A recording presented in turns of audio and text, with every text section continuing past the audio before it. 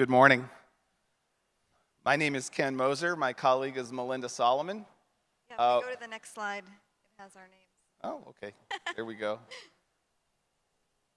Point at the big box in the back. There we go. There we go. We're from the United States Citizenship and Immigration Services. It was really interesting coming in here. I don't know how many of you noticed it, but but the United States Coast Guard is also part of the Department of Homeland Security, which is part of the organization that we work for. And there's a Coast Guard ship out here, which is the last survivor from Pearl Harbor of its kind. It was very interesting to walk by that. I had no idea it was here. So USCIS, let me talk a little about that. We like to think of ourselves as the warm fuzzy side of DHS. If you're coming to this country to visit, to study, to work, or to become a citizen, that's what we do, and we think it's pretty awesome. We have between 17 and 19,000 employees and contractors. We have around 1,000 of those work in the Office of Information Technology. We are operating between 100 and 130 projects at any given time. Right now we're queuing toward the high end of that because we have a number of modernization projects, and we're trying to kill a bunch of old mainframes. And we began our journey into Agile in 2011. So what did that look like? Okay, let's see if the clicker works again. All right, got to use my Jedi mind trick on the clicker. There we go. Back in 2010, we were delivering projects in a waterfall process. And this may sound incredible to you, but in order to do that, a single deployment for a major application took around 180 days. If that sounds absurd, you have to understand that in the federal government, our process called for 9 gate reviews and about 120 documents had to be done in addition to writing useful code. So it was a big process. And I see a lot of head shaking. Yeah. Of disbelief. It's just the way that the government operated, and big segments of it still do. As technology came out faster and faster, our business wanted things to move faster, we wanted to move faster, so we knew we wanted to get to Agile Scrum, but we took a little side trip first into time-boxed waterfall. And we did that in order to get our teams accustomed to delivering smaller increments of code more frequently. And in that process, we were able to deliver code every 30 to 45 days. In fact, they were required to deliver code every 30 to 45 days. And at first, that was a real struggle for our teams. Even though we really chopped the documentation back and several of the gate reviews, we combined them. We did every trick we could to lighten the burden on the teams. From there, we went into Agile Scrum. And it took a little time because, frankly, we embarked on a training program to train everybody in the organization.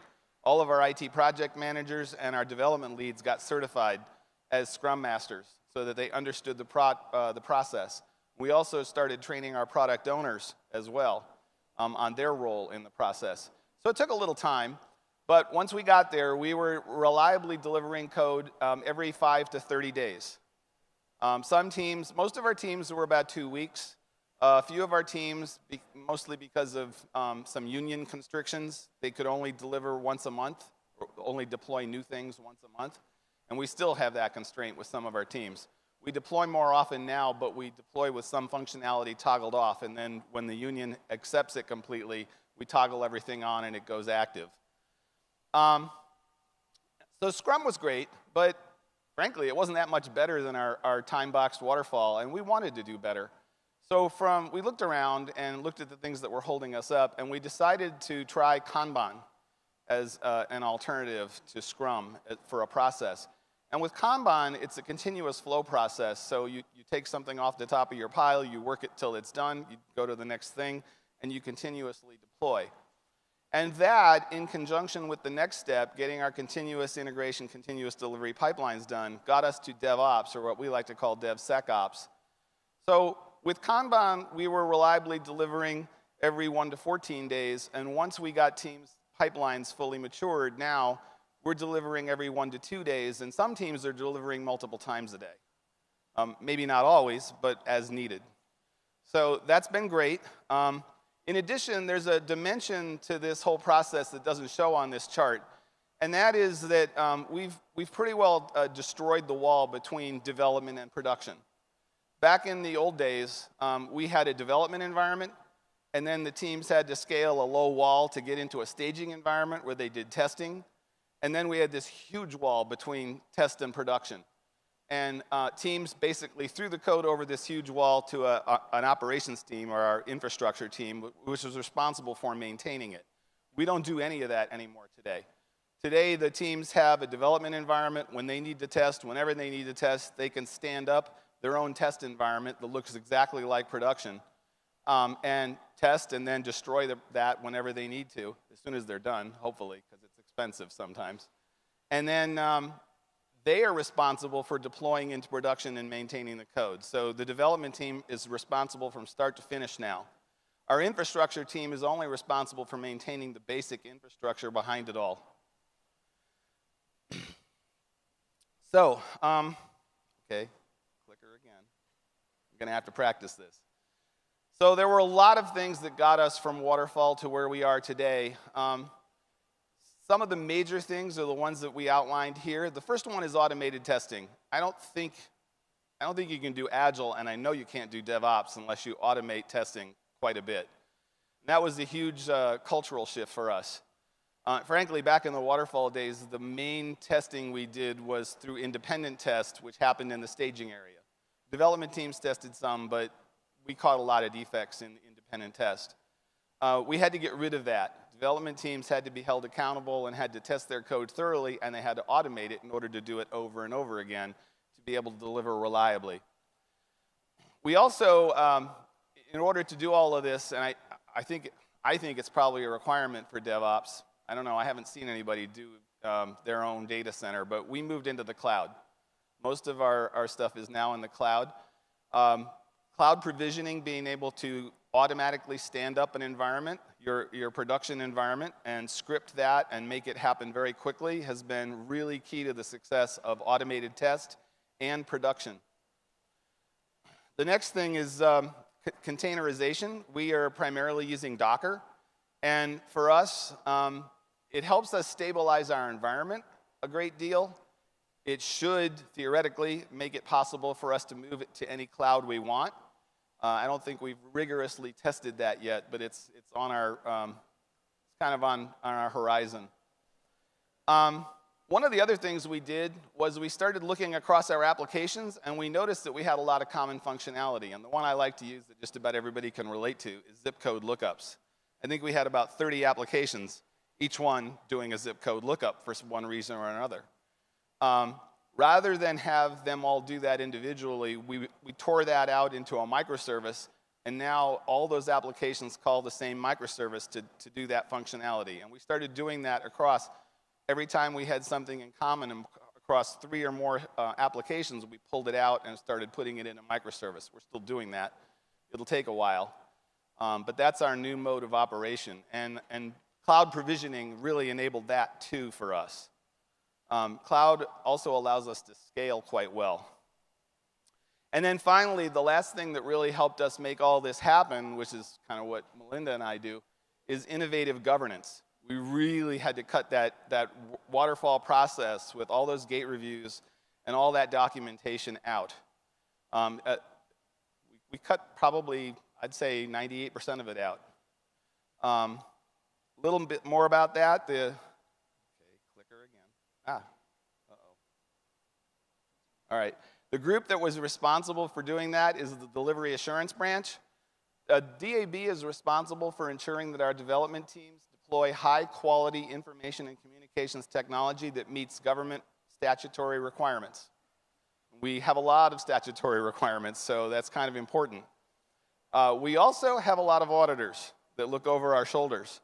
So one of the other functions for the DAB,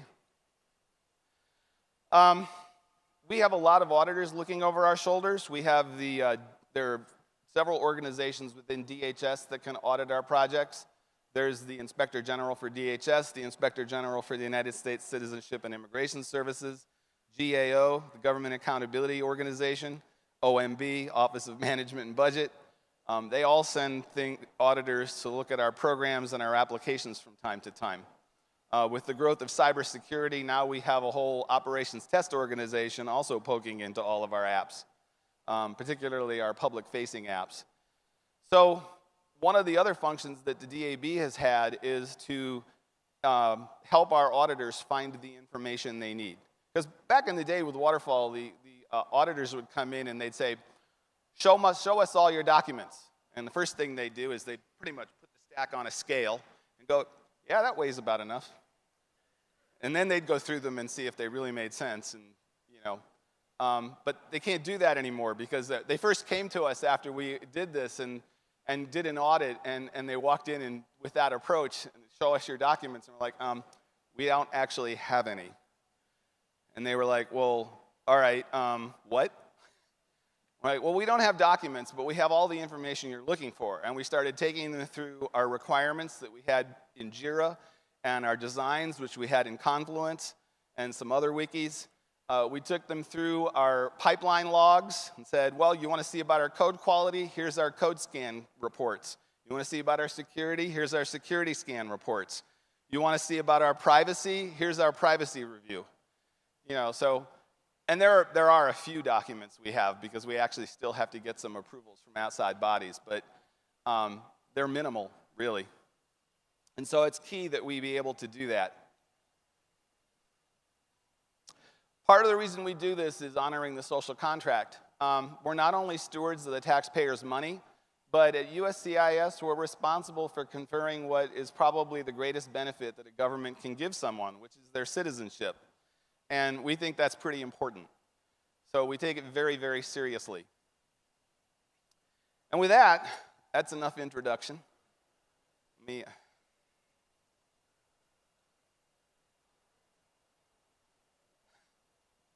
There we go.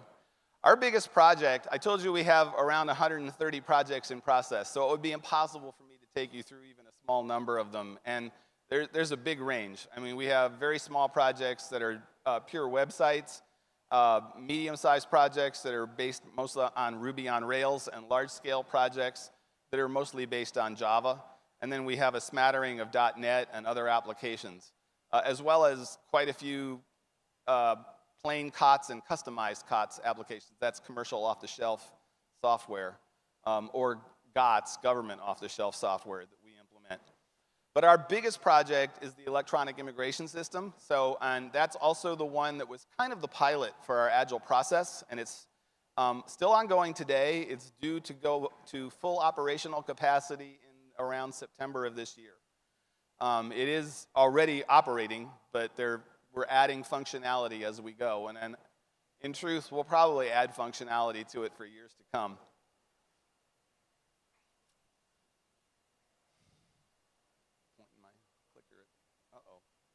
Okay, some basic Ellis facts. You can see them on the screen.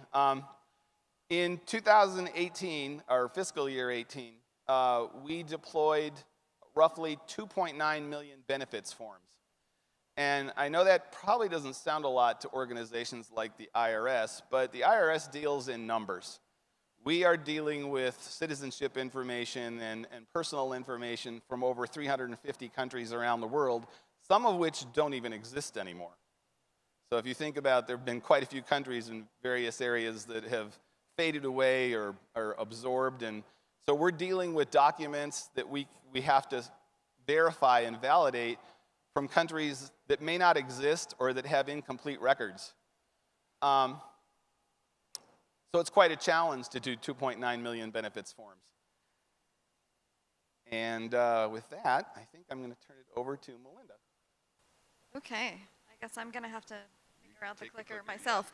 Okay, so Ken sort of painted the scene of the environment that we're in trying to maintain audit readiness, right? We need to be able to show due diligence of good decision making and verify that we're making good decisions based on quality, and that if we don't make a good decision, that we've learned from it and can immediately pivot.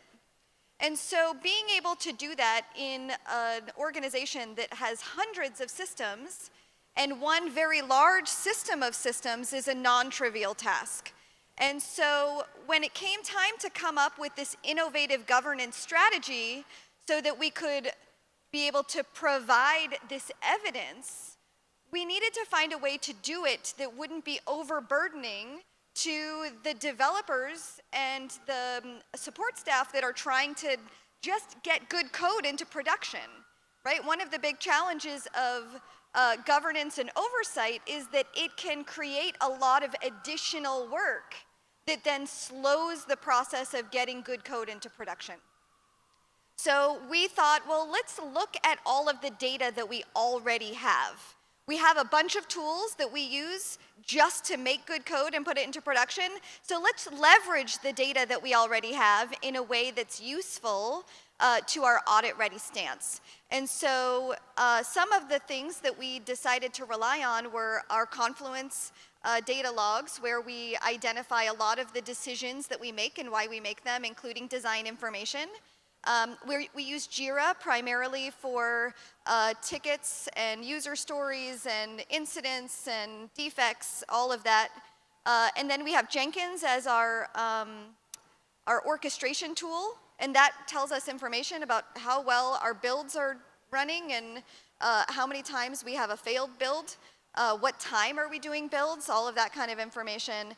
Then we use New Relic for our operations monitoring, and as well as Splunk. And then we have Amazon Web Services that provides us information about scaling capabilities and things like that. So we took a look at all of this data that we already had, and we started to think about how can we use this data to serve our purposes. You're right, Ken, this is confusing. I don't know where I'm supposed to point this. That laptop right there. Oh, I think the pole's in my way. Oh, there we go. Okay.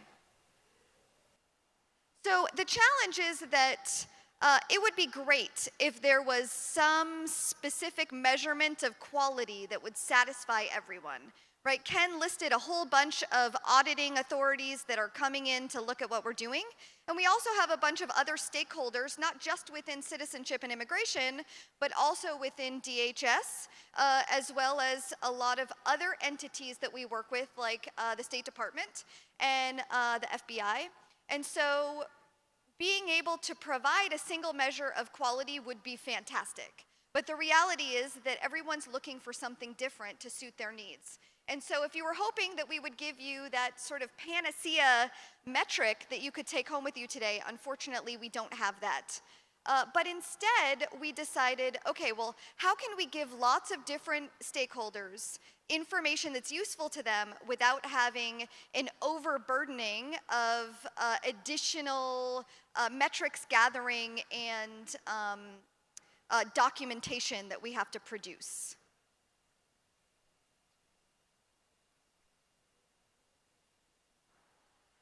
So we decided that we would just count. We would count things. And so we identified the easiest way for us to gather information and count, and then we would evaluate whether those counts were actually telling us useful information or if it was just noise. And sometimes it's hard to know until you start looking at the data that you're gathering.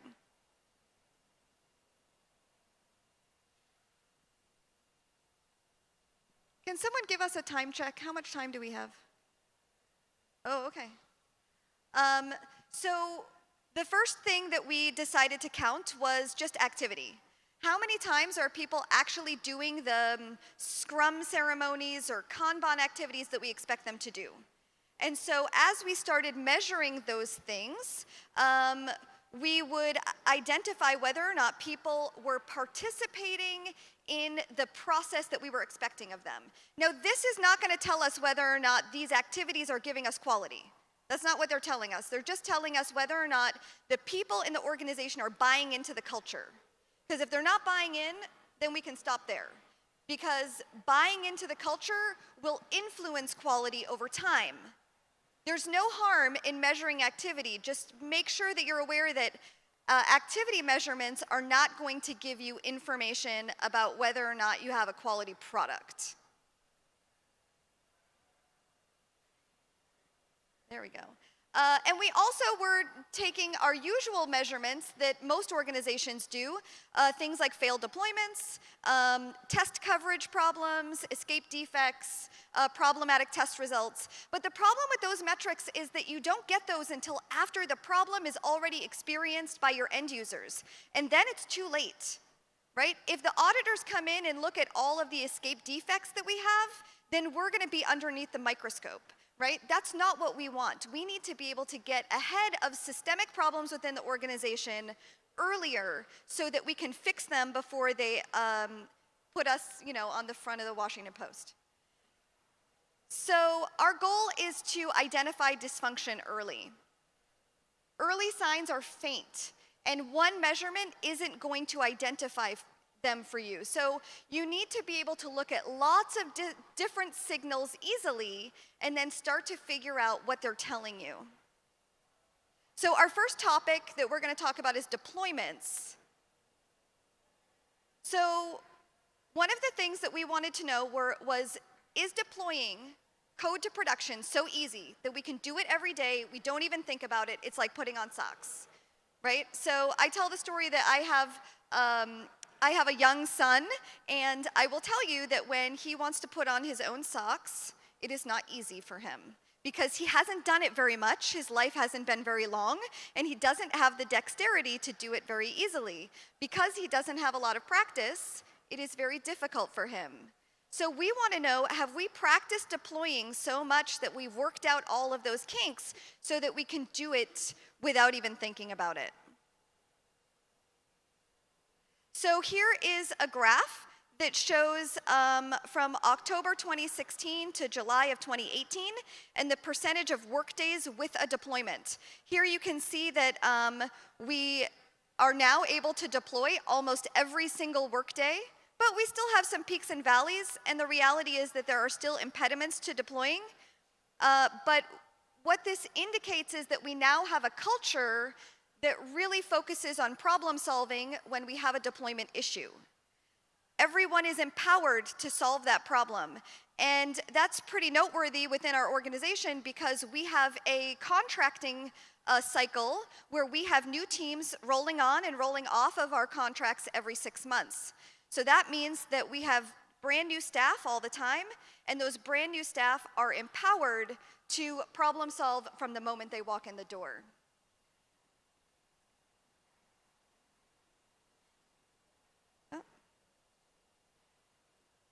So here you can see the clear trajectory that over those 2 years that we've been able to deploy to production much more regularly now at a daily basis. So as we went through this process, one of the things that we theorized was that it would be healthier and we would end up with higher quality if our teams could deploy before 4 p.m. We call that before happy hour. Part of this was because back in the day, they almost never did. Most of our deployments were very late at night, and a lot of them happened in the time frame between midnight Sunday and midnight, or first thing, 12:01 in the morning Sunday to midnight the next night. And we were cramming a lot of deployments in. That's all when people are trying to rest. When you're deploying, when you're trying to cram things in and you're deploying late, after you've already worked a 10 or 12 or 13-hour day, that's when you're going to make more mistakes. That's when you're going to have more problems. That's when you're going to miss more things. That's when you're more likely to have escaped defects. So we did start moving people back. Okay, so one of our things was looking at how frequently teams were deploying before happy hour, and we started to measure that. Early on, it was very seldom, and as you can see today, most of our teams are deploying well before then. Same graph with a trend line.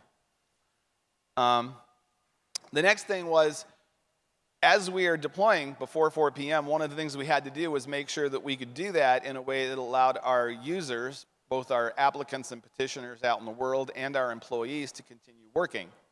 So being able to do things like red-green deployments was really important for us, or blue-green deployments, excuse me.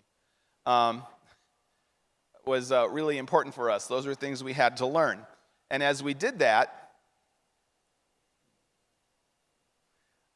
we started to improve how, the number of non-disruptive deployments versus disruptive deployments. I think the next graph shows both. So our non-disruptive deployments rose slightly. Our disruptive deployments fell to almost none. We still have a few, but they are limited today to major infrastructure changes. So those are the things we still have to do probably on a Sunday, but those are radically less than they used to be. So the next thing we looked at is, can we continue to deploy over holidays?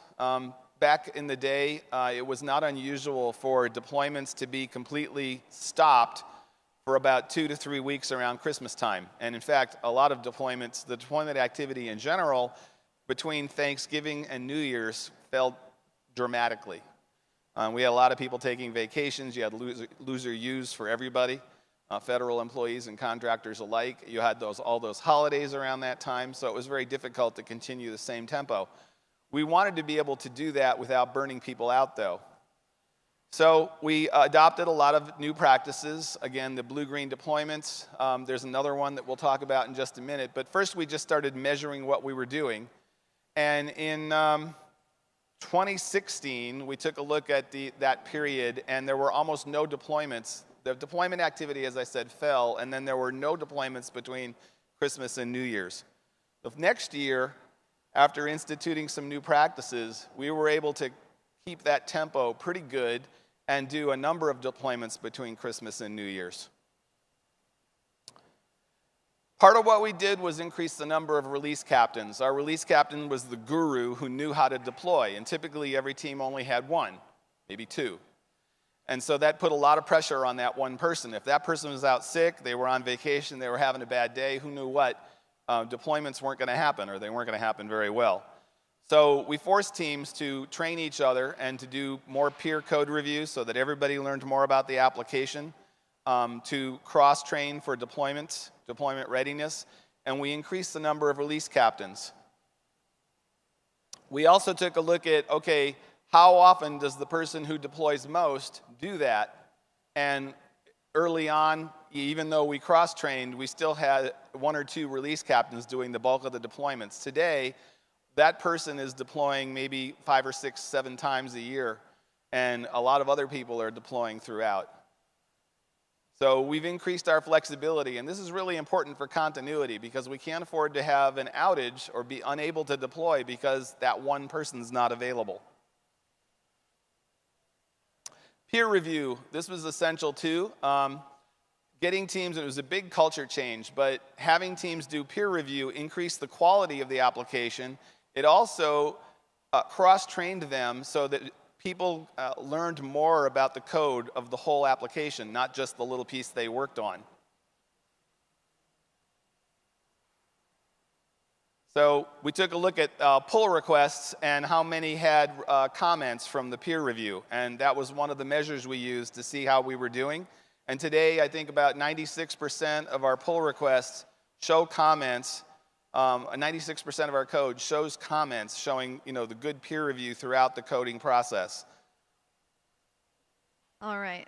Okay, so I have 1 minute to get through value management. We'll see how this goes.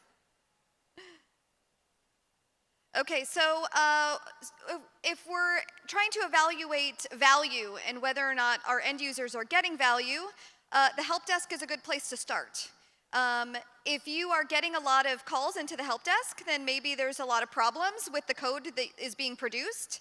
But that's not necessarily a bad thing if it means that lots of people are trying it out because what you're producing is what they think they need, but it's just not working quite right for them.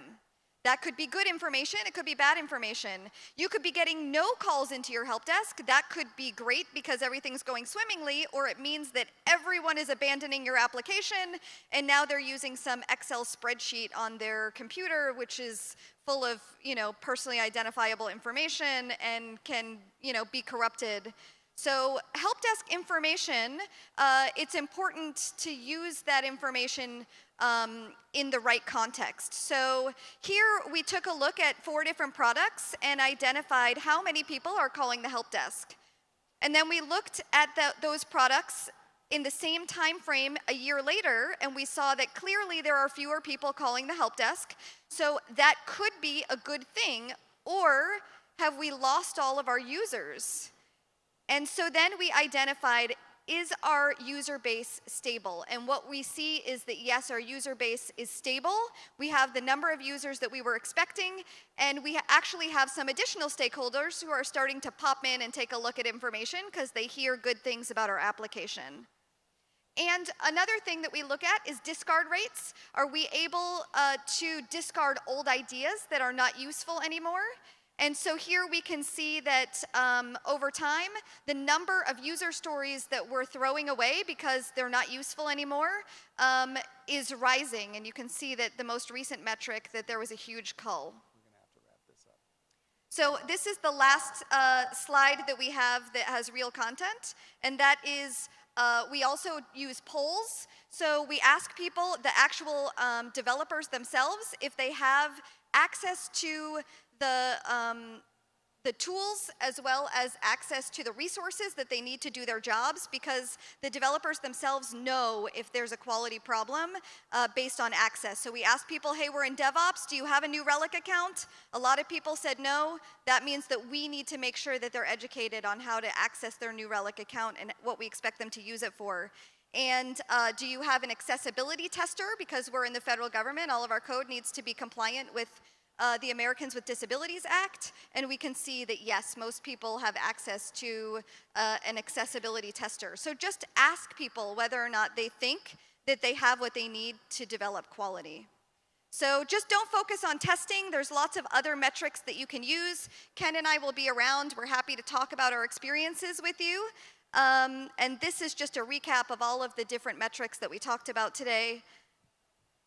And that's it. I don't know how to, oh, that's the last slide. Okay, well, thank you so much for your time, and we're sorry we went over by a couple minutes.